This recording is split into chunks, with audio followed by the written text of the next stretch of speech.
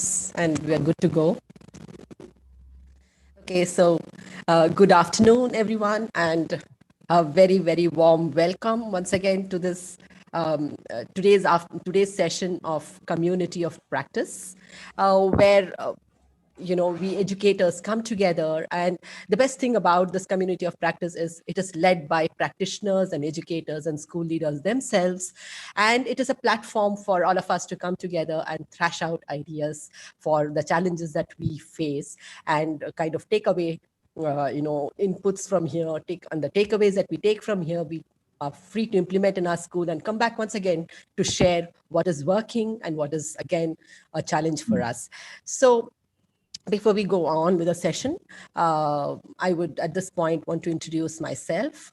I'm Jayashree Iyer, a very, very passionate educator.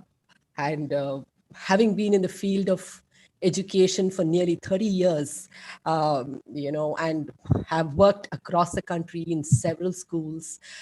And the last tenure was in the Heritage Experiential Learning School in Gurgaon. And I was a part of the leadership team there, heading the middle school. And about 2 years back, when I quit the Heritage, the next logical step for me was to again look at a place where I could work with several schools across the country and know the better organization than Adhyayan. And I've been with Adhyayan for the last 2 years as a consultant. And having had the privilege of being a lead assessor, I've once again traveled across the length and breadth of the country and reviewed different schools of different kinds of, and state board schools and CBSE schools, and it's been a really a very, very great enriching experience. And in March, about 8-9 months back, when we were thrown into the deep waters of this sea called COVID-19, so educators and school leaders and schools all over the world, we were grappling with how to kind of tide across this, and we clutched on to the straws that we had, and we didn't want education to be disrupted for our students. And so we just kind of pulled along. Immediately in the next 1 or 2 weeks, we started off with whatever we had, only to realize that if we had to really kind of go through this huge wave, we needed the support of one another. We had to learn from one another. We had to collaborate. And that is how with this community of practice took shape. So Adhyayan, with this intent, started this community of practice sessions in April. And ever since, we've had 18 sessions, and today happens to be the 19th community of practice sessions. And we've had about approximately 1,300 participants who have joined us in these sessions. And we also have had, about 15 countries, if I'm right. Yes, participants coming from across the world, from 15 different countries for our sessions. So the whole idea is to look at what are some of those relevant issues today and talk about those, deliberate on those issues, and learn from one another and ask questions, share challenges, share our good practices. And in this process, we've had discussions ranging from good teaching and learning practices in the virtual space, to assessments, to leadership in uncertain times. And today we thought nothing better than reopening schools, because reopening schools is something that is really looming large in front of us. While schools across the globe have tried different strategies, starting from complete lockdown, complete closure of schools, to partial opening, to probably outdoor schooling, to maybe staggered classes, or even hybrid approach. So in our own country, we've been going back and forth on it.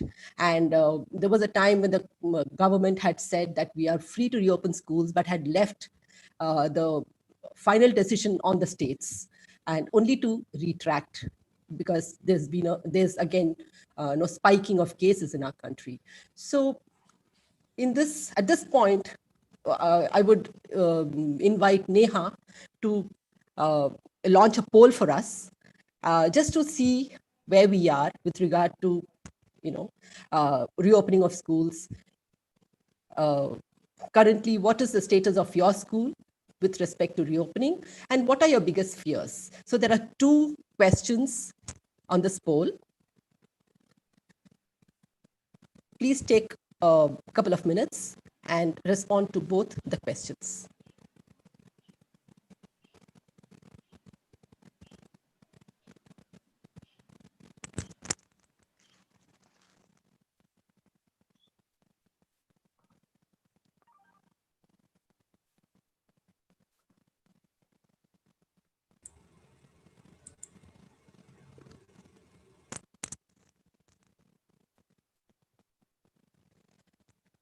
There are 5 options for the second question.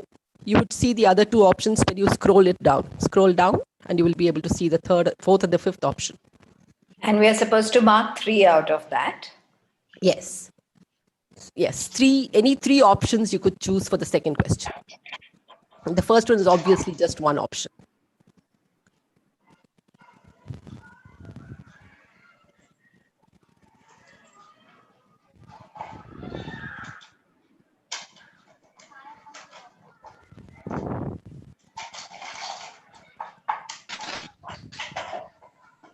So the polls are very pretty straightforward and simple, and can we really move our fingers and click on the options? And just to inform you, today with me in this session, I have Neha from Adhyayan. She is a director at Adhyayan. And we have Gauri and Annette, who are like the backbone for us. They manage all our logistics, and without them, none of these sessions in the virtual space will be ever possible. So thank you, Gauri and Annette. Great. So we've hit the 50% mark, and another 15 seconds more for people to cast their opinion.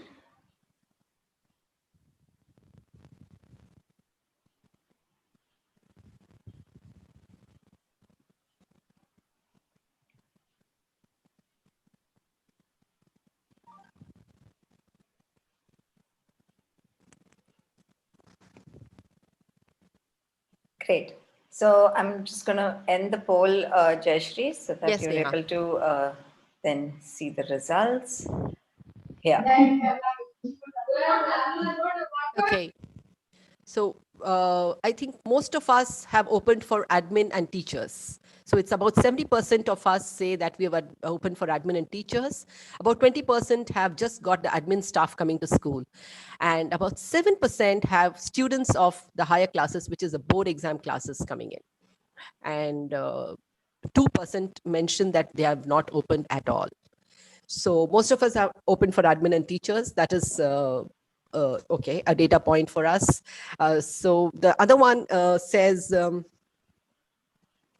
the worry seems to be the maintaining the high standards of hygiene. That's at 65%, followed by convincing parents and stakeholders, and managing their anxieties. And then an equal amount, 37 and 39% is about worried about students or the staff falling sick. And of course, not having clarity of things, what to do before reopening. That's also a 37% of, not Yes. confusion as to what are the things to do before reopening. Okay. Great. So it would be nice. This data is, I'm sure, helpful for Will Power and Thomas Remigius for us today. They are the panelists for us for our session today. And just a quick introduction about Will. Will is actually based in Oxford. He's the head teacher of Orchard Meadow Primary School. However, he has a very, very good in-depth knowledge of Indian education. That's because he's been in Jharkhand. He's worked on a project at the grassroots level in Jharkhand with Spokey Wheeler, who is the international director and one of the founders of Adhyayan. And in Jharkhand, he actually worked with schools to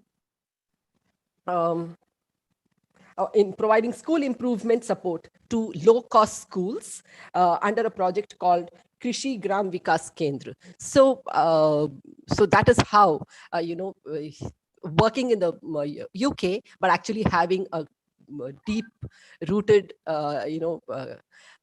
knowledge about Indian education. So that's really helpful for Will to kind of interact with us today.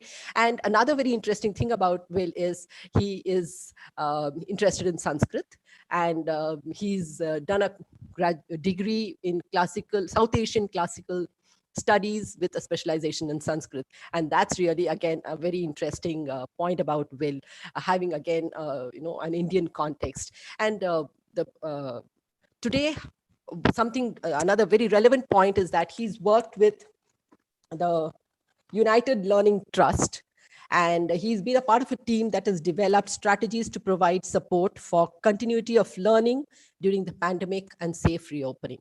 So nobody better than Will to have here today, because when we are really looking at what we can do to reopen schools, it is for us really beneficial to interact with other countries and other where they have already reopened schools, to learn from their experience and take their advice and their expertise at what is working and what are the challenges that they are facing. So a very warm welcome, Will, and thank you for taking out time to be with us here today. Let me also quickly introduce Dr. Thomas Remigius.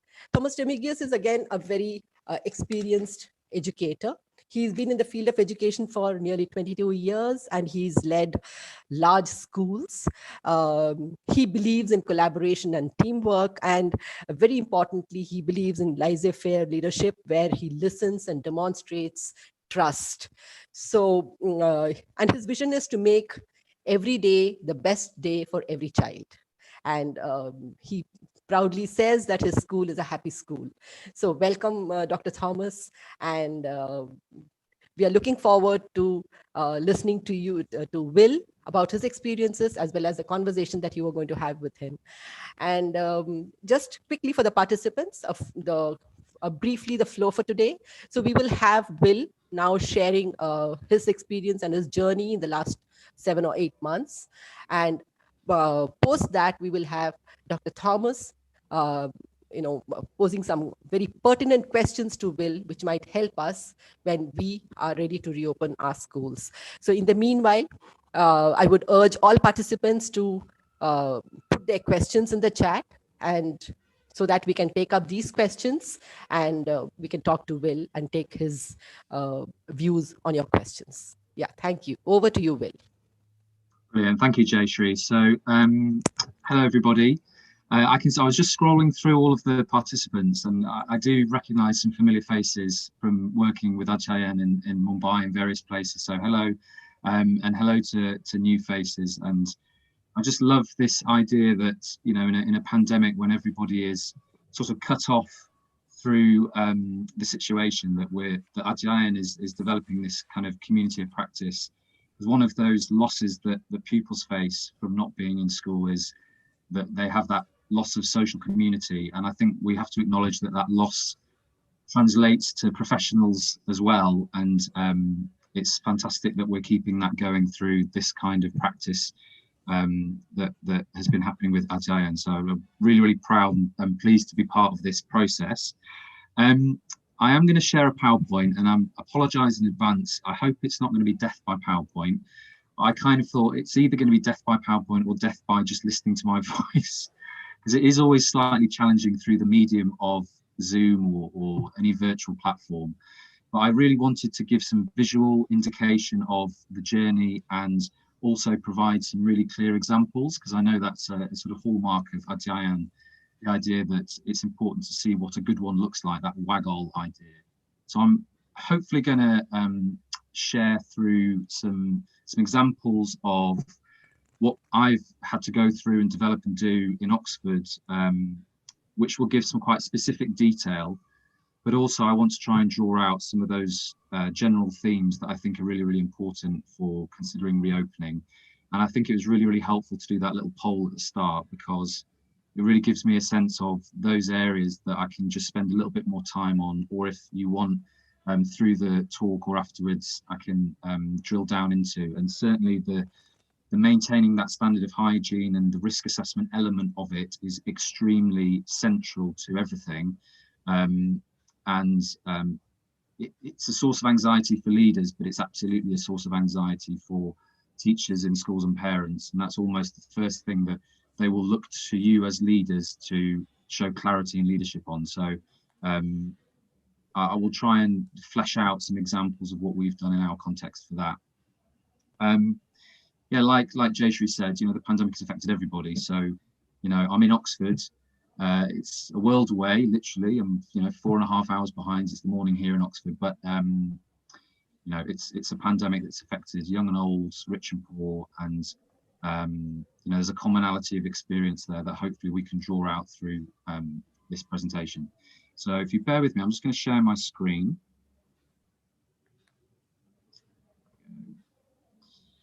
I will assume that you can all see it in a second. If not, shout. I don't hear any shouts. I will assume it's working.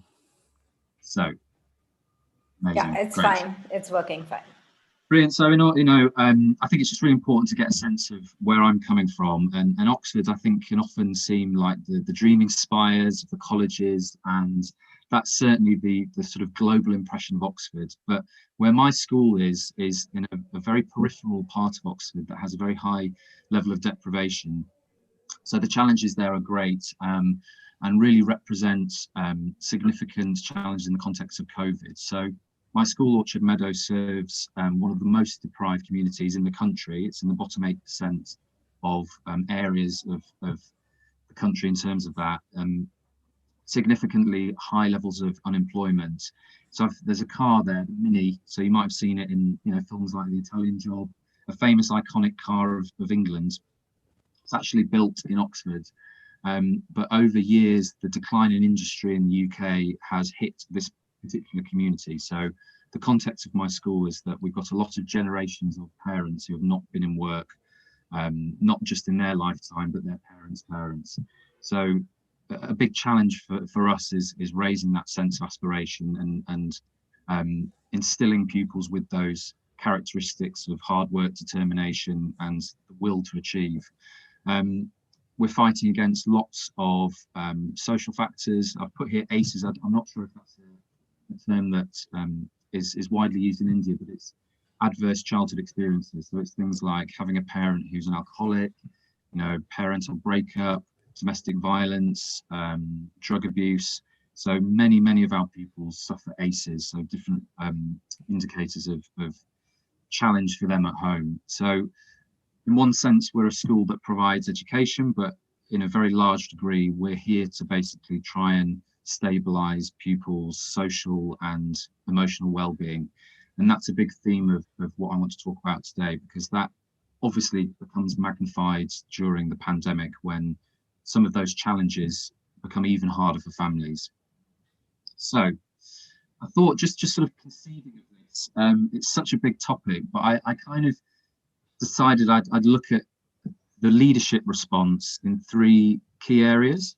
And the number one is basically that, keeping everybody safe. I think the idea of, the keeping a high level of hygiene, making sure that people just don't catch COVID, that comes under that umbrella of keeping everyone safe. So all the practical considerations as a leader you need to think about, I'm going to kind of cover as a little summary.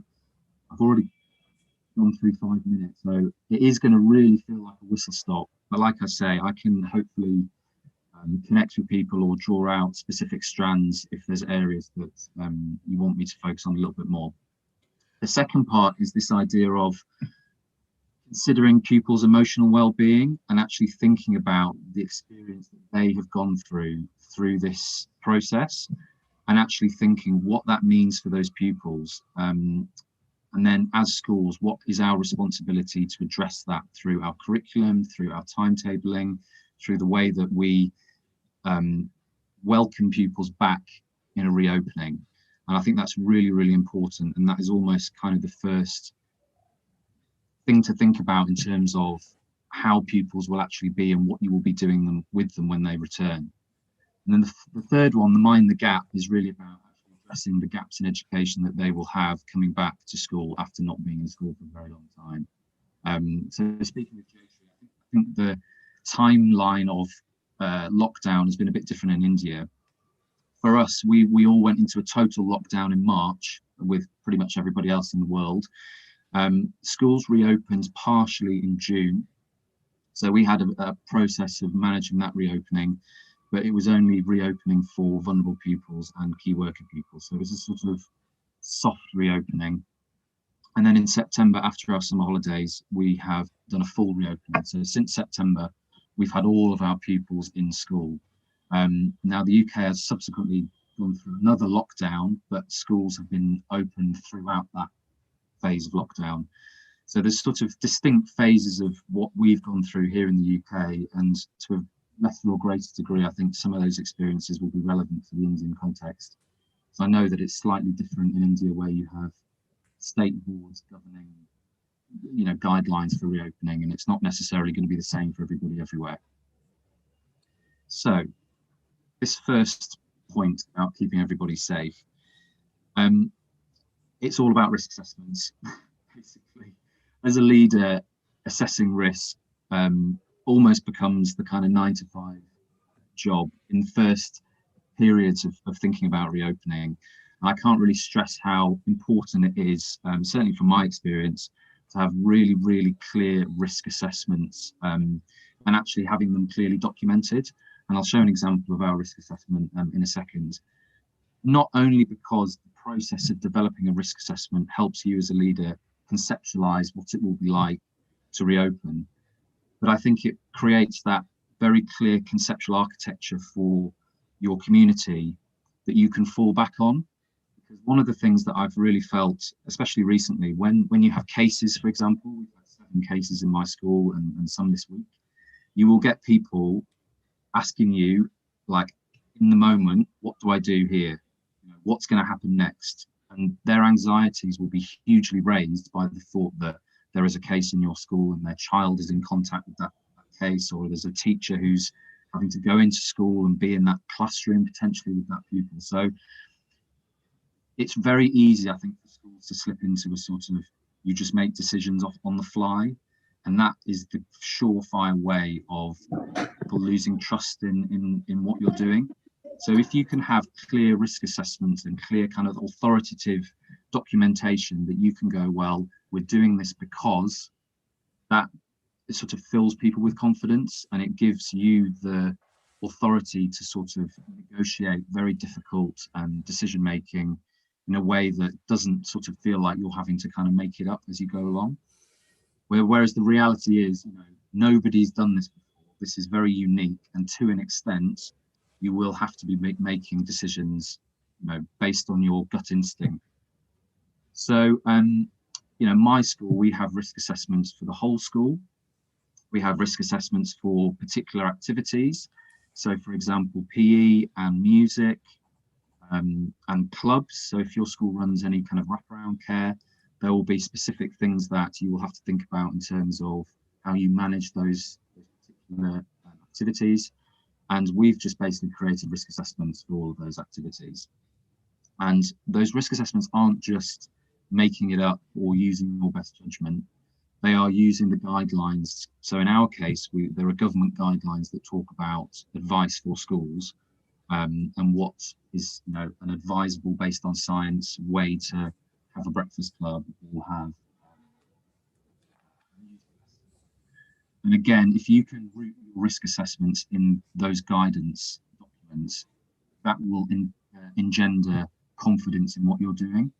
And again, so much of I think the concerns that was raised in the poll about, parents being confident to bring their kids back, staff being confident to come to school, that will be supported if you can say, we are following guidance, the decision making is based on our advice that we've received, and it's following our risk assessment. And then really clearly sharing those risk assessments with everybody, so it's very transparent. I think that's the key, and I'll come back to it in a second. Some of the key learnings for us is, you've got to be completely transparent, but also authoritative and rooted in clear guidance. So I'm not going to go through every little bit of what we do in terms of our risk assessment, because obviously it's very specific to us. However, I will, if you would like, I can share all of our documents, and they're actually all on our website. So you can go to orchardmeadowprimary.org, and there is a page that flashes up, and it says, these are all the risk assessments. So any parent that is worried can go to that straight away and see exactly what we're doing. And those risk assessments are reviewed every couple of months, and it's clear what the reviews have been. And again, it just shows that leaders are thinking constantly, are we doing all that we can to keep people safe? I think behaviours and routines are so important. So if you can get really clear routines and structures in your school from day one of reopening, that sets the tone. So for us, bubble working is critical. So each of our classrooms is a bubble. So the pupils don't mix with other classrooms at all. So that comes with it a high degree of, having to think about timetables, when kids go for lunch, when kids go for break times. They do not have any contact with any pupils outside of their class bubble. And that's typically 30 kids and 2 adults. The adults themselves do not have any contact with anyone outside their bubble. And to be quite honest, we found that the kids really, follow that well from the get-go. It's often the adults that, will go into someone else's staff room and mix. And it's those things that when you get a positive case, bring everything down. And especially over time, those are also the things that can slightly be eroded, people cut corners, and until you get a positive case, people sort of don't really believe that it's real. I know that sounds silly, but it's the constant messages that you need to be giving as leaders. Remember, do not mix. If you're going through the corridors with masks, you must be wearing those masks, etc. And again, if you do have cases, which I'm sure some of you will, the bubble working essentially means that you can continue opening as a school. If you don't have any sort of bubble working in something as a case, you might have to close the whole school because you won't be able to guarantee that there hasn't been contact. So it's a practical way that you can reassure parents that if there is a case, it won't sort of bring the whole school to its knees. But again, as part of that, there is a high degree of responsibility from parents to also follow that and to not mix outside of school. That would break a bubble. I think I've just indicated here response to cases. It's really, you need to have a really clear plan, what you will do if there is a case. And part of that is, as I've described, how you will identify contact, how you will notify parents, how you will make sure that people are reassured in what you're doing, but also how you can guarantee that the learning will continue. So here it's actually mandated in legislation that that schools continue learning. So it is the law that we have to ensure that learning continues even if kids are at home. So we have a very strong plan for what happens if we close a bubble or send kids home. And that's what we call the continuity learning plan. And again, that is written into a document and it's on the website. Click on it and go, okay, we've done it in tiers. So tier 1 is the child has got symptoms and has to stay at home. How do we respond to that? Tier 2, we have to close a bubble. Tier 3, the whole school closes. Being really clear what we do in those eventualities. So again, it's all on our website. Feel free. We use the phrase "steal with pride." So steal it, take it, adapt it if you need to. Another thing as well, we basically did a video. So before kids came back, we did a video, and I've just taken a little screenshot at the bottom there, and it was just going through all of the practical logistics for parents. Where to line up in school. We had staggered openings and drop-offs, so where to line up, how to line up 2 meters apart, and just try to think, let's make it as clear and as simple as possible for parents and encourage parents to sit at home with their kids and watch it.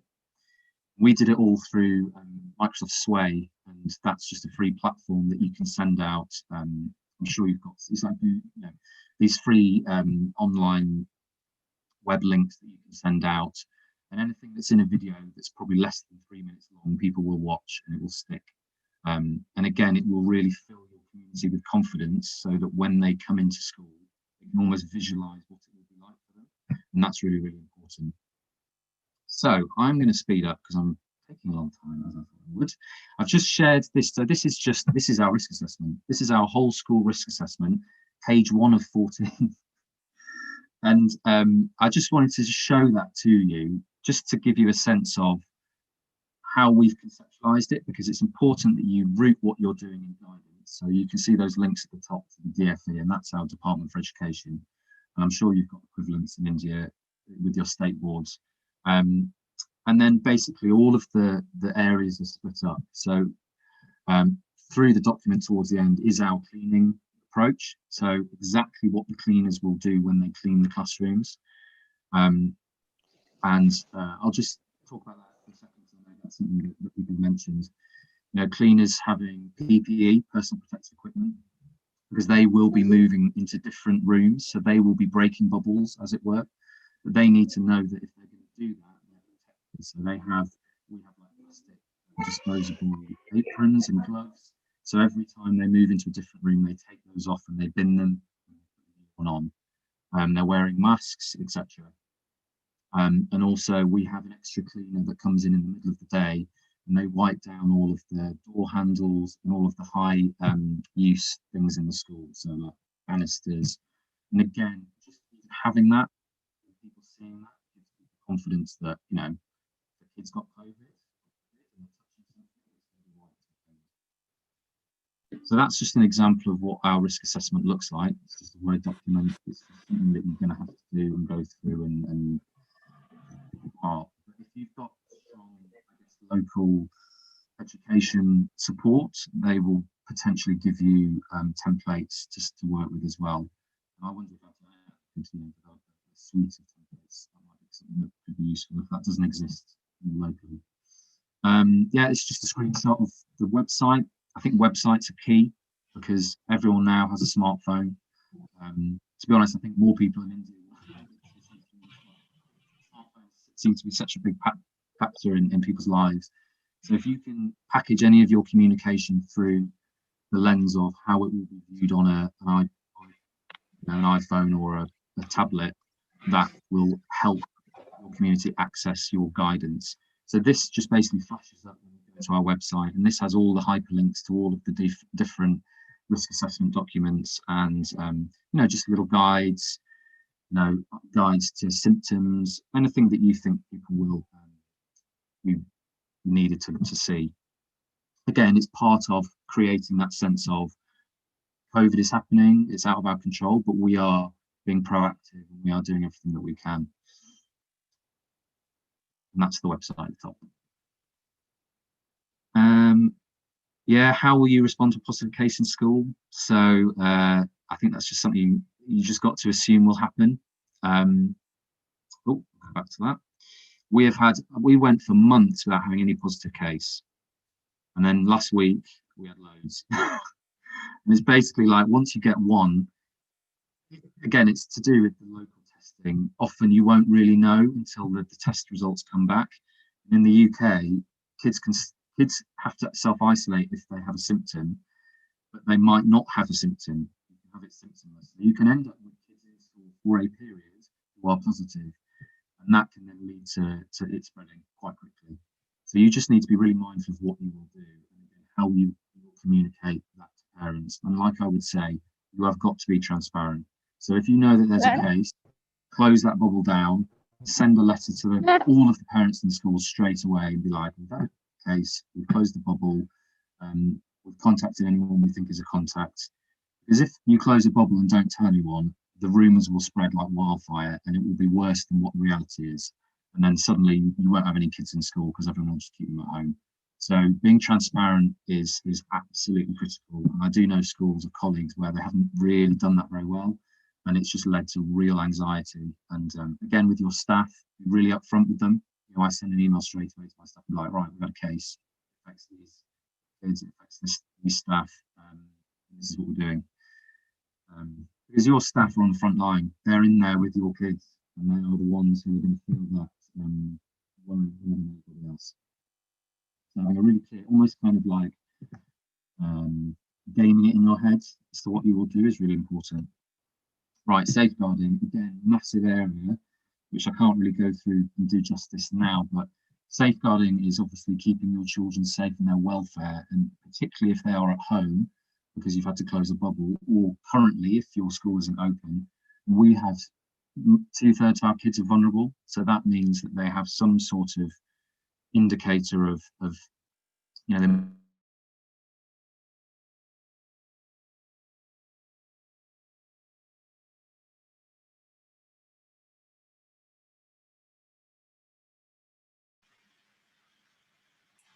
I think Will has dropped off. Yeah, I think Will has dropped off. I mean, he's still there actually. So I think his His internet. audio is a problem. So voice was dropping also in between.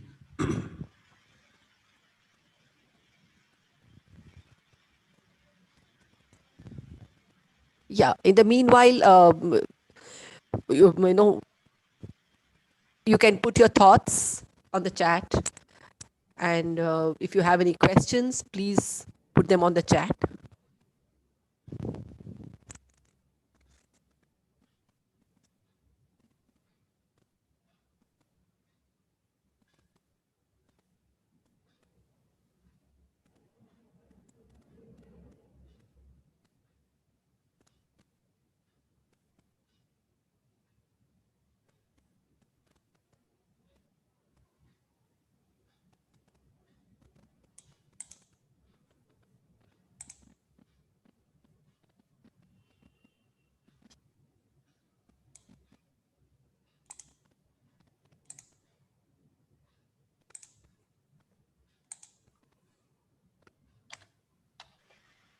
Yeah, so Will said to just give him a couple of minutes and Yeah. he's getting onto the internet. There's been an internet issue.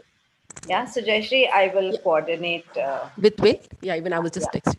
Okay, so the floor is open. So anything that really struck from what we heard from Will so far? Anything that really struck you? Any thoughts? Please feel free to unmute yourself and speak or put it on the chat.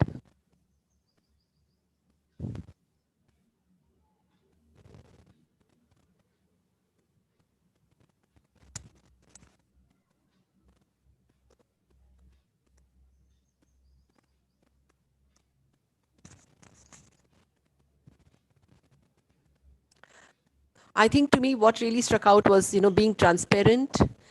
Because if you're not transparent, then I think it causes a lot of fear, and then that kind of creates rumors, and then panic strikes.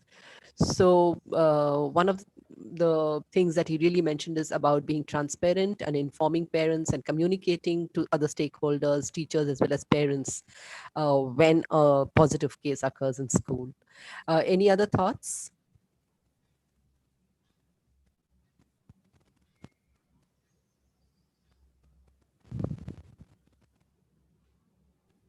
Dr. Thomas, did you find Yeah, anything? Yeah. yeah. I found the community involvement, Mm-hmm. in the decision making, and when they reopened the school, how he convinced the parents and brought the community into uh, line of reopening the Right. school. It was not a unilateral decision of the school, or just because the government had asked him to open the school. Right? Right. How he involved the parents, the teachers, certainly. Right? Mm-hmm. That was a very good thing, which would apply in our cases also. Correct. Right? When Yes. we are asked to reopen the school, Mm. so it is a model for us how we can convince the parents. Even now, in our case, when we are asked to reopen the school, it will be an uphill task to convince the parents Correct. with the demography of parents that we have here, Mm-hmm. with the type of parents that we have in not only in my location, in various parts of India, right? Yes. To unless and until the vaccine is found and vaccine is administered to all the students, then the fear will be less, or fear may be eradicated. But till Correct. then, without the vaccine, you call the students to the school. Convincing the parent will be a difficult task. Yeah. Yes. And in UK, without now the vaccine has come, and they are going to administer vaccine into UK. But they start the school in June, then gradually in September, without any vaccine. Mm. So they thought that school is the safest place for the students. So that was their society, their environment. But will that be applied to us? Can we think that our school is the safest place for the kids? Though the number of COVID cases among the kids, among students, is not there, right? It's less. Yes. So that, though that is a convincing point, Mm, yet will the parents send the kids to our school right. in the absence of vaccine? Right. So So that again, of is, course, there is evidence saying that children contract it much less, and even yes, in lower intensity, certainly yes. But there is this fact that we cannot deny that children can be carriers. Then what about people at home? yeah, There are other people at home, who are senior citizens and who have other pre-morbidities. So children can be carriers, though they might not really turn out, getting affected so much by COVID like the yeah. adults. So At there the is a same time, whole lot of these Jayashree, we issues. have Will back into Oh, we've got the Will back. yes, session. Yeah. Yes. So sorry. It felt like it's like being back in Jarkand. The internet going off. So sorry. Hopefully it won't happen again. I feel like I've kind of gone probably beyond my time anyway, but I do have various other bits that I can share. Has it been helpful, or do you want me to speed up a little bit or focus on some other particular areas? What? Um, yeah, we would love, I think we could see some videos or whatever you think, one or two of them, which you think might help us really. So then we can kind of go on to Dr. Thomas talking to you, asking some pertinent questions that he has in mind. Yeah. Yeah, and Okay. Thomas already has kind of outlined some, Yes. questions that he has about its relevance. I mean, in terms of what guidance, um, uh, or what are the steps that we can take in India based Yeah. on our setting. Yeah. Okay, because the next bit that I will share on my presentation is really about that recovery curriculum. So how you prepare kids to come back into school, and thinking more about what they will do when they come in, and that side of things. So I'll touch on that now, and then we can do some questioning. There we go.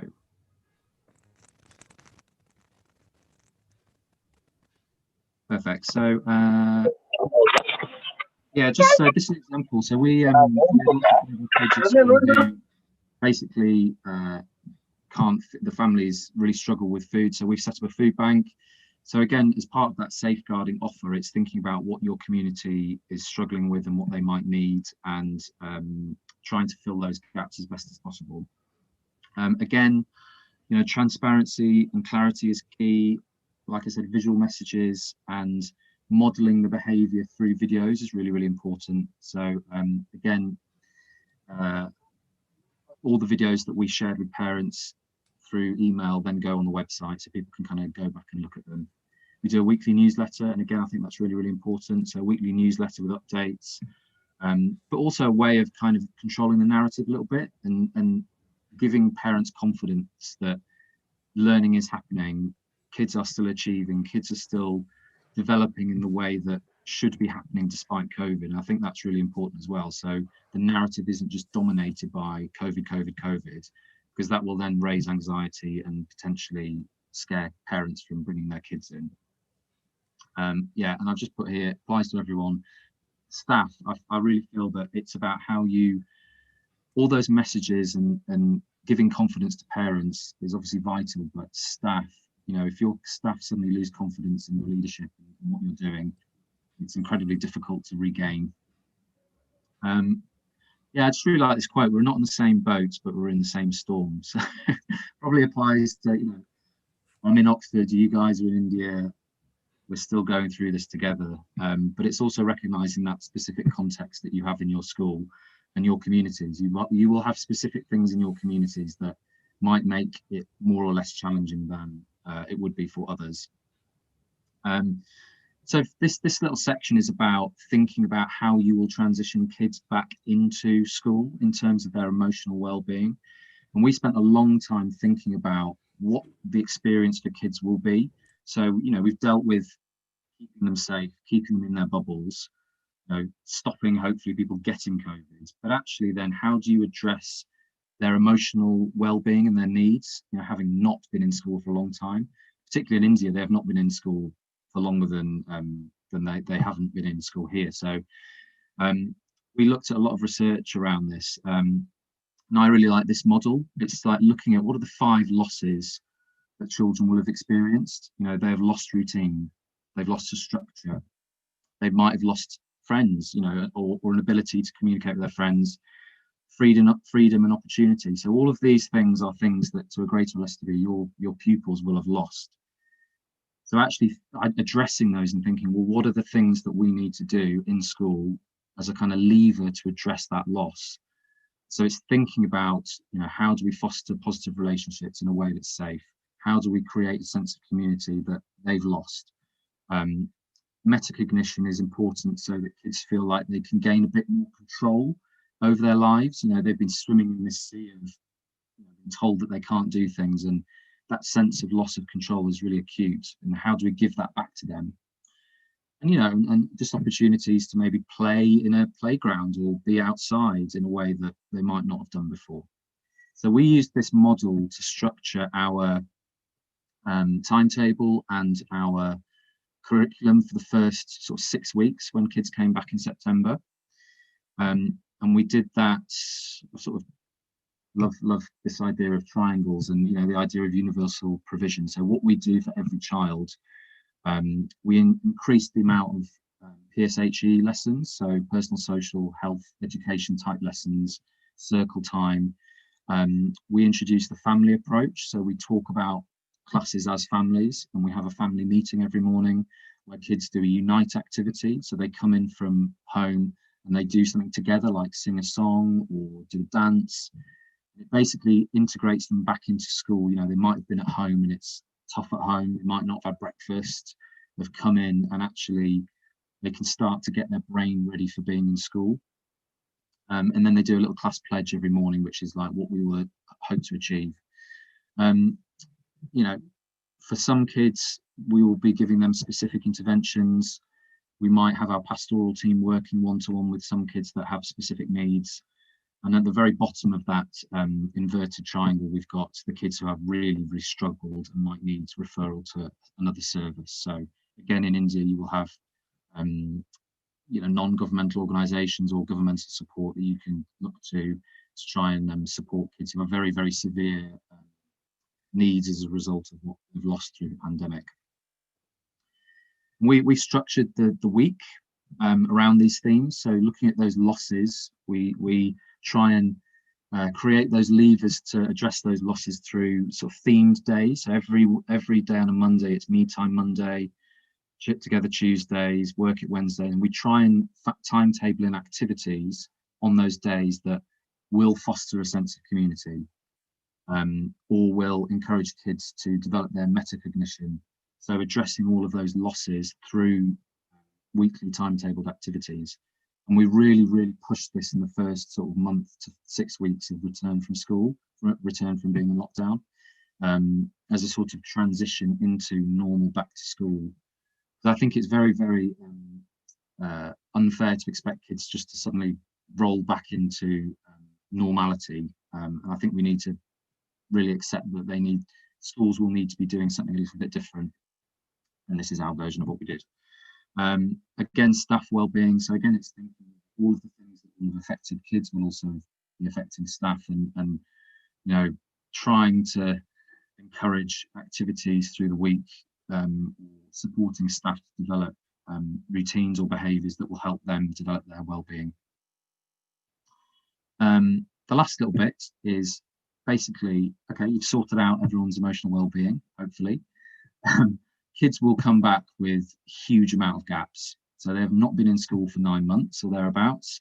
How do you address the impact that has had on their learning? And I think you have to have a really, really clear plan for that.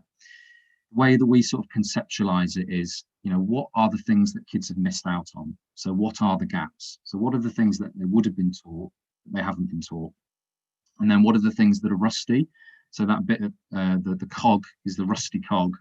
So some learning they will have learnt, but they've just forgotten.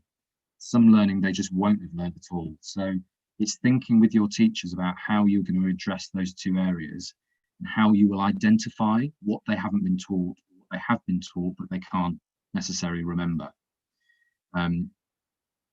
Exactly. So what have they been taught but forgotten? What have they missed? What are the gaps? I'll skip that bit. Yeah, I just think it's a really important point. It's not all about COVID-19. So we're really keen to sort of not have this generation of young people labelled as the COVID generation. And I think when you think about attainment and expectations for academic achievement of the kids coming back from lockdown, it's so easy to go, oh, well, they can't do this because it's COVID. I think if you get into that mindset, probably for weeks and months, you know, for years, we'll be saying, oh, well, that year group didn't attain as high because, oh, they were the COVID lot.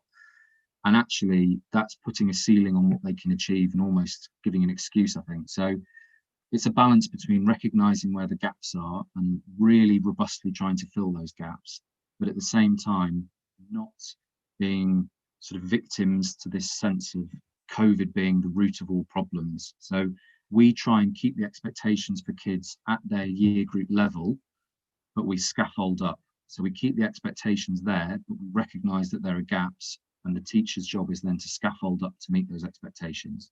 So that we've got year 4 kids coming in autumn, they don't study a year 3 curriculum because they've missed a term's worth of work. They're still studying the year 4 curriculum. We just recognise that we need to scaffold up so that they can fill the gaps that they would have missed.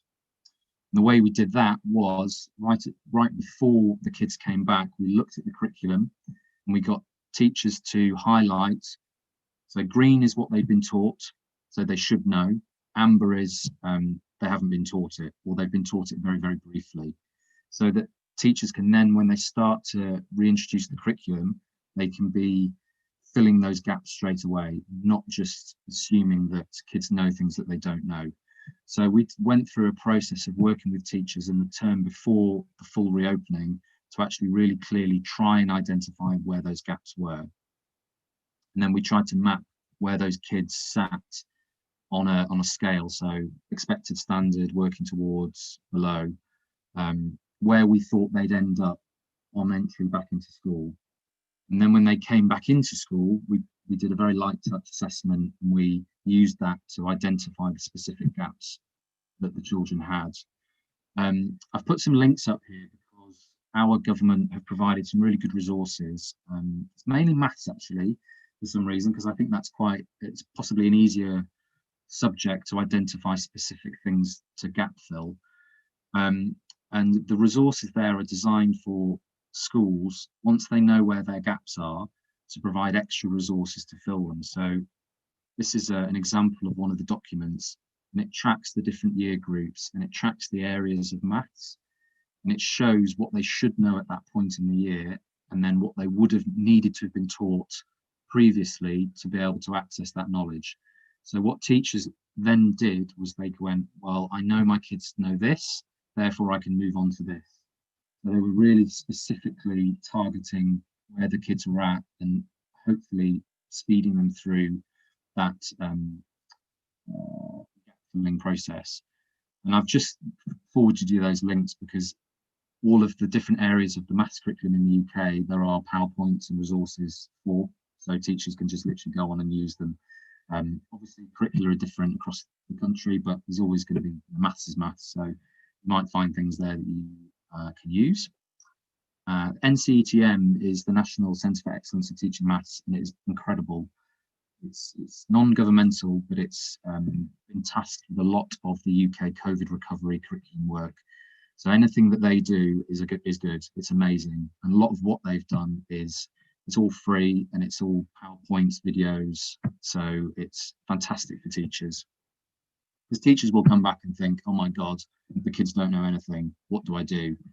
And they need that support to be able to help gap fill. Yeah, this is just an example. These are some of the resources online, and they're just literally videos. So teachers can log on and teach those sessions. I will skip through that bit because that's a bit too specific to us. Yeah, basically, I'm just conscious of time. I'm sort of at the point where I was going to sum up and probably take questions, but my key learning really going through this process is you've got to have a really clear set of risk assessment documents. And by creating those, you have gone through a very thorough process of thinking about all of the different elements of risk. And it literally is, from cleaning to how do kids get into school, how do kids line up, how do they walk through school, how do they sit in the classrooms,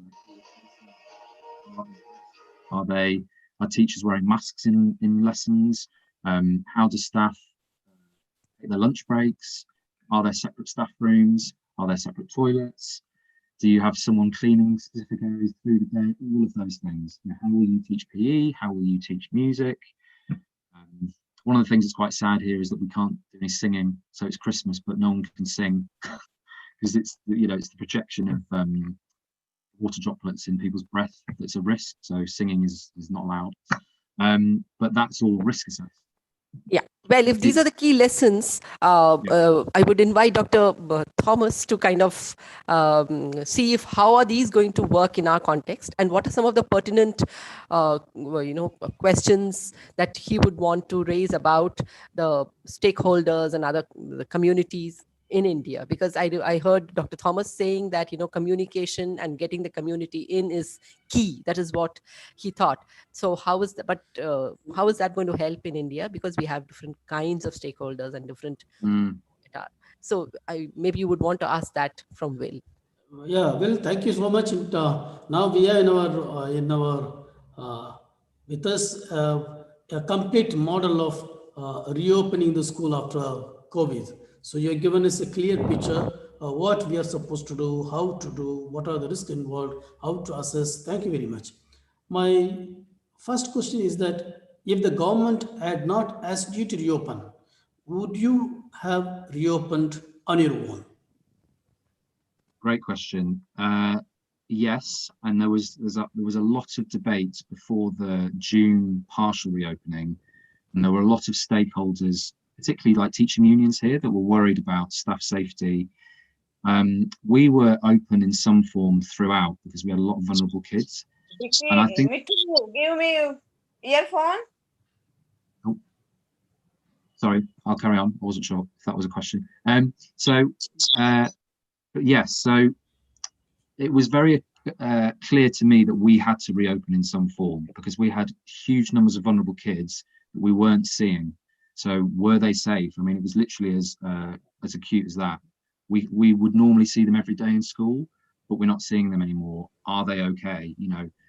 That was a real concern to me. So that and the loss of learning for the kids who typically would be behind anyway from our context gave a very clear imperative that meant that it's tough and there are risks, but we have to do what we can. And I think that feeling was felt by most schools actually. We've got to do all that we can to reopen because the loss of learning, the impact on mental health, people's well-being is extreme, and we have to balance the risk against that.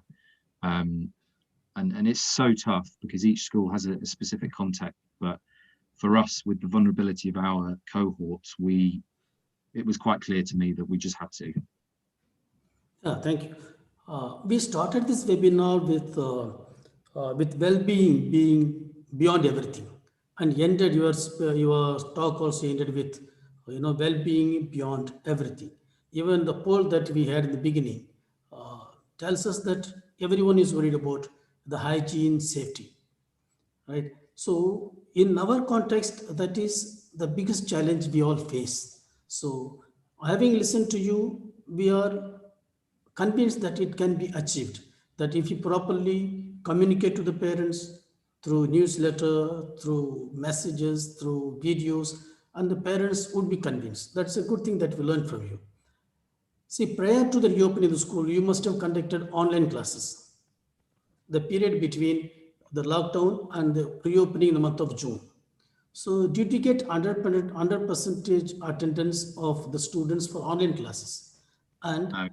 yeah, so a part of the maybe say 50 or 60% students attended, 40% students did not attend. So now all the students are coming back to school now. So what have we planned to build the gap between those students who attended the online classes and those students who never attended online classes?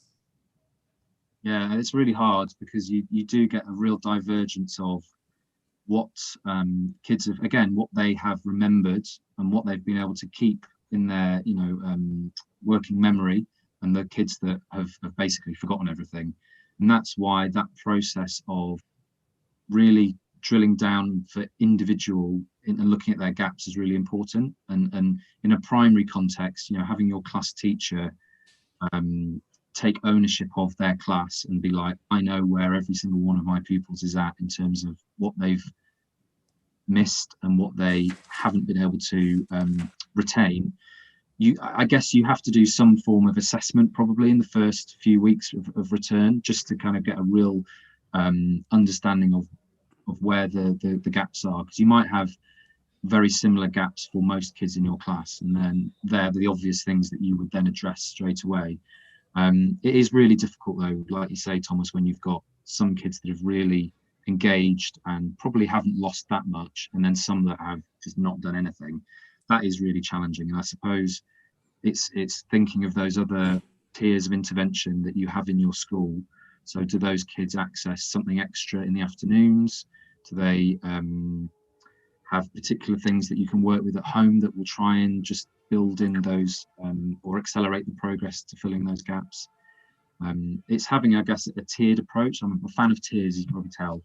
What are you doing for everybody? What are you doing for those groups that need a little bit of a boost?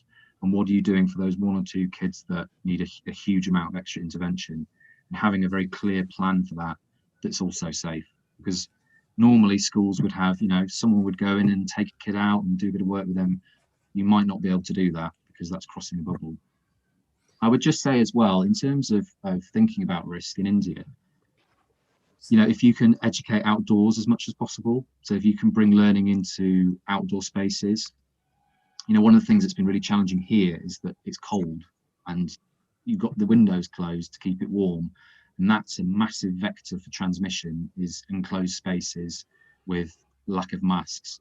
So if you can just have you've got fans going and windows open, maybe not in Delhi right now, but if you can do that as much as possible and get learning outside as much as possible, the risk hugely diminishes. And again, it's explaining that to parents. And I know schools in India, you could have a vast army of people cleaning constantly. That's also important. And what we did as schools is we just accepted that our budgets are going to be disproportionately affected by more cleaning products, hand sanitizer in every classroom, constantly replenishing hand soaps, having to employ an extra person to go in the afternoon sessions to wipe down. So you sort of have to accept that you have to invest a bit more in the hygiene element, but it's also about how you can change behaviour in terms of what goes on in the day to improve ventilation and outdoor learning. Beautiful. So, yeah, I was very much taken up by the idea of recovery curriculum. It was a beautiful idea, and we would like to follow that. Another thing is that, and you have covered this 5 losses on our 5 levers to recover all those things. It's a beautiful idea. And you too came up with the idea of family time, quality service time. They are all very good, and it will be easy for us to apply all those things, and we can model our reopening the schools. The study shows that not many students or children are affected by COVID-19. Even if one or two were affected before coming to school, and if they were COVID-19 students, if they are affected students, what are the effects of this virus affecting on the attentiveness of the students in the class? Suppose they were the patients before and they recovered from the virus, and if they had attended the classes, if you have any cases in your school like that, and how is their attentiveness in the class? They are coming to school. How much are they attentive? How much is the learning capacity of the students? Has the coronavirus affected the learning capacity of any of the students? Good question. So the kids that we have had it have not come back yet. So I can't definitively tell you what effect it's had on them. Just to make it really clear, really, this is a personal experience. Once you get a case in a bubble, you will get lots of cases in that bubble, and it does spread. And the kids that have had it, many of them have been they've not been hospitalized, but it's really affected them. It's a horrible thing to get, and they will be bedbound, they will be scared, they will be not able to do very much. And we've had 3 staff that have also had it, and they were very, very unwell, and are still very unwell. And to be honest, I don't think they're going to be able to come back before Christmas. They just need to recover.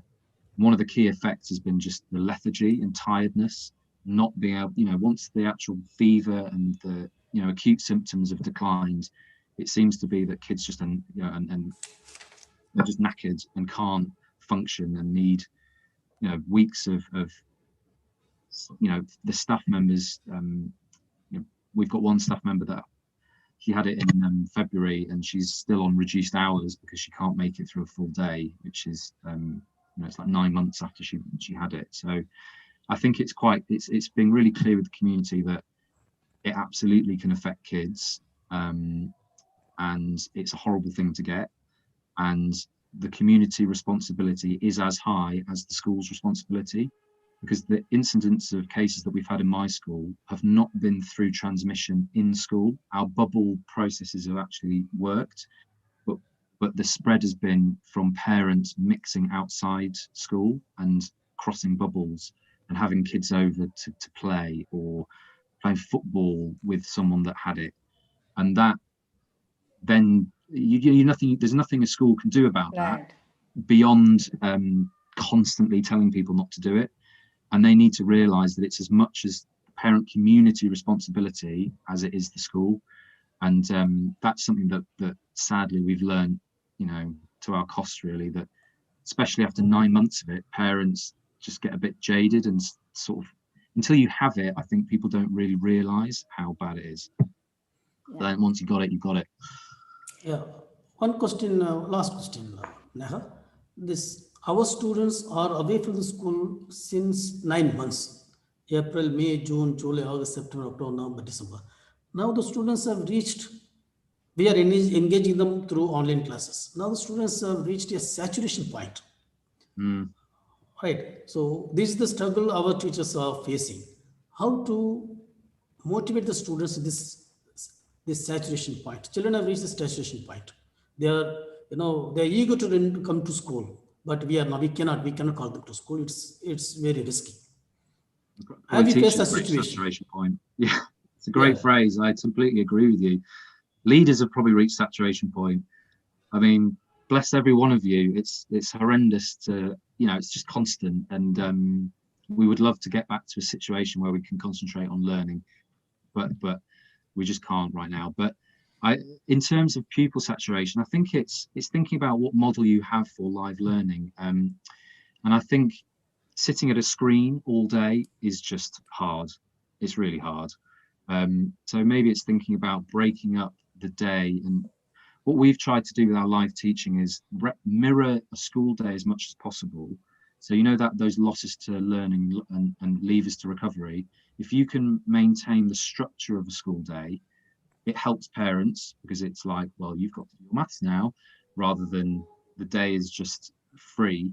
And what we've done is we've had live teaching at certain points in the day. So it's not continuous throughout the day, but they have like check-in moments of direct teaching, where the teacher will be doing their modeling of a skill, or their, direct, this is what we're learning. And then they'll we use Microsoft Sway, which is just like very simple mini websites, basically.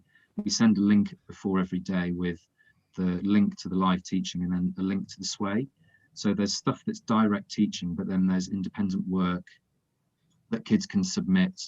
So there's a sort of balance between them looking at a screen and going away and doing something independently. But we've also tried to make sure that, kids are still doing music lessons, or kids are still doing PE. And there are loads of brilliant websites and things that, kids can actually go out and follow a pattern or an activity for real. They're not having to do it in front of a screen. They can do it outside. It's a structured activity. That, again, will we have a very important, interesting question from one of our participants, Neeta. She asks, how are children reacting to staying within their bubbles? Absolutely, they've been amazing. I think the kids are they're adaptable. I think if they feel safe, then they will do what you ask them to do. So that idea of well-being and feeling safe is absolutely the critical thing. They need to feel safe to be able to trust you, to follow the rules and to learn. And again, it's thinking about that well-being element before they come back. And we did a little survey of our kids, which was before they came back to school, and I think it was like 60% were excited to come back, but also worried. But then after the first week, we had 93% were excited to be in school and not worried. So if you can give them that sense of safety and reassurance, then they will follow the rules. And like I said, the kids have been much better at sticking to the bubbles and following the rules than the adults. They get it without, you don't have to scare them. You don't have to use the sort of, you'll get code if you cross a bubble. Well, sometimes you have to say that, but generally speaking, it's about that language of we're keeping everyone safe. And we follow a pedagogy called conscious discipline, and that's where the family meetings idea comes from. And at the end of each family meeting, we do a pledge. So the teacher will say, it's my job to keep you safe. And then the whole class chant back, and it's our job to keep it that way. So there's this constant narrative of we're keeping each other safe. And that ties very nicely into being in a bubble and being in a family. And we're doing it for each other. And we're following the rules to keep each other safe. It's that safety. Because if kids feel that, then they will be able to learn. Dr. Thomas, maybe one last question. Yeah, when we Which normally teach overarches before, everything.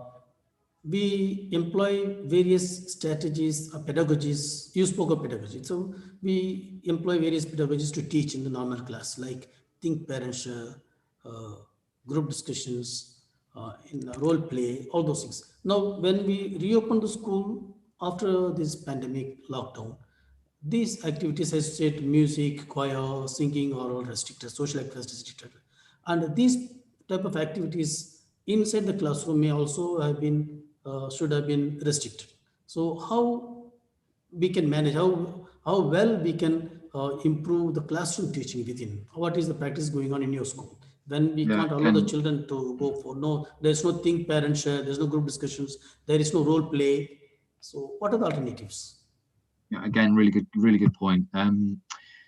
So you have to make a choice, I suppose. So in primary school, if you're in a bubble, part of the sort of guidance that we have is that the government has accepted that in a primary school in a bubble, it's some degree of contact is kind of unavoidable, which is why the bubble system is so important, because they would say, well, if there's a contact of someone with it in the bubble, then that whole bubble we just assume is affected. That's not to say within the bubble you shouldn't be practicing social distancing and all of those routines as much as possible, but it is a balance. So in my school, like think, pair, share, we would still say you could do that, just not literally, that far apart. We make sure that desks are forward facing, because through research and through conversations with our statutory bodies like Public Health England, if you're in a conversation and you're face to face, that is a much higher risk of transmission than if you're all just facing forward. So it's about teachers thinking about how they can facilitate discussion in a way that's, if you've got big classrooms, I don't know if that's possible, you could spread people out more and you can have a conversation across a room, that's fine.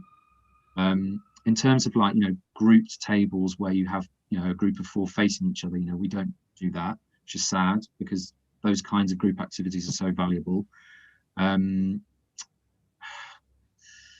I would say role-playing activities like that you can still do. I mean, I wouldn't encourage, kids getting into groups and acting, because you're kind of very close and touching, but you could have somebody role-playing from the front, doing a hot seating activity. It's about sort of,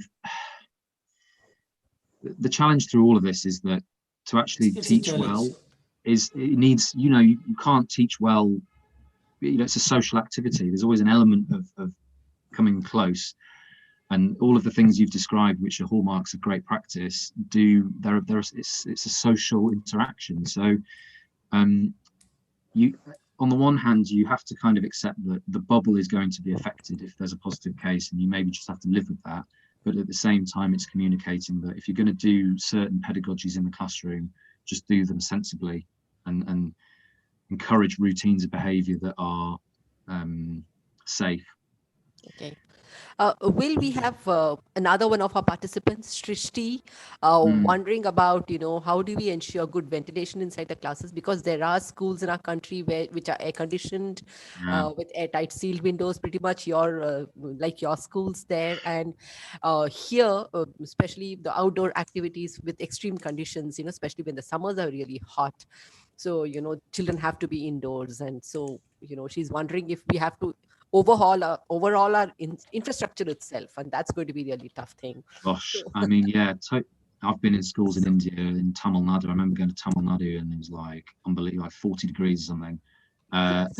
So Yeah, what do you have to say for that? I wouldn't rip out your air conditioning or go anything that extreme. Definitely keep it. I mean, it's balancing risk, isn't it?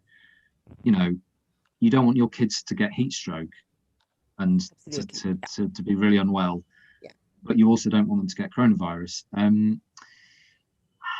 think it's about trying to, if you have to accept that your classroom is going to be air conditioned, and that's a key thing in your school that is almost like a non-negotiable. It's maybe thinking, well, if I'm going to use up my sort of quota of risk doing that, I'm going to make sure absolutely everything else is as risk-free as possible. So, I'm testing temperatures of kids as they walk into the classroom. I might have masks for kids in the classroom. That's quite extreme. The spread of kids in the classroom is much wider. So one thing that we did when we first reopened was have much smaller groups. So we didn't have more than 8 kids in a room. Again, that's really challenging if you've got a big school. So you might then need to do like staggered reopening. So you might have, a group of kids in school for a week, and that's a small group in an air-conditioned room, but there's only 8 of them, so they're much further apart. And then maybe the next week that group are at home doing live learning at home, and then another group comes in. So then that says that, okay, we're slightly upping the risk factor because of the air conditioning, but we're then mitigating it by having far fewer kids in the classroom. So it's trying to then balance everything. And I think in areas where you've got high heat at certain times of the year, you would also hope that the local authorities there would be able to provide some guidance about that, because I'm sure that would affect a lot of all the schools in that area. But I think that what we've done, because we have the 2 classes who are meant to be coming back in on Monday, and the teachers are too ill. They've still got COVID. They're just unwell. They can't come back. So the kids could come back. We haven't got any teachers. So we've actually said, okay, one class comes in for a week and then is live learning from home, and the other class is at home for first. And that's not ideal because I'd like them all to come back, but we just can't. So we've had to go, well, the next best thing is do a sort of one in, one out. So that's one way of doing it. Smaller classes, but you just have to have a rota for when they're in school. Yeah, thank you, Will. That was helpful. And very clearly, there is no one simple, straightforward answers to any of these, because this has been such an unprecedented situation. It's something first of a kind in our lifetime. So, what is important probably is to kind of do something, try it out, and clearly have, carefully planned evaluation done to develop an evidence base to guide further decision making. Probably that's important, and that's key as school leaders for us. And thank you for. And of course, I know we in India, we are again very fortunate because we haven't reopened. And so we have the opportunity to learn from other countries and other schools that have already reopened. And so in that sense, I think talking to you today has been extremely insightful. And we have certainly kind of gained knowledge about, school lockdown exit strategies and how to enable the safe return of students and staff. Thank you so much for taking out time. And thank you, Dr. Thomas, again, for taking out time and, leading this conversation with willpower. Thank you so much. Thank you, Bill. Thank you so much. Thank you, everybody. Thank you, Thomas. Thank you, Jayshree. Thank you, Neha. Good luck, everybody. Thank you very much. You'll be Thank you, amazing. everyone, for attending. I know we've kind of overshot, but it's okay. I'm sure this was also an enlightening conversation. And so we all have some takeaways and some maybe a little confidence when we have to reopen our schools. Yeah. If I don't mind if you want to share my personal email, Sure. power_will@hotmail.com. People can email me and ask. And like I said, all of the documentation is actually on our website. It's all as PDFs, however. So if you wanted an editable version of stuff, I'm happy to email that. There's always a bit of danger of putting Word documents on websites. Yes. Good luck, everybody.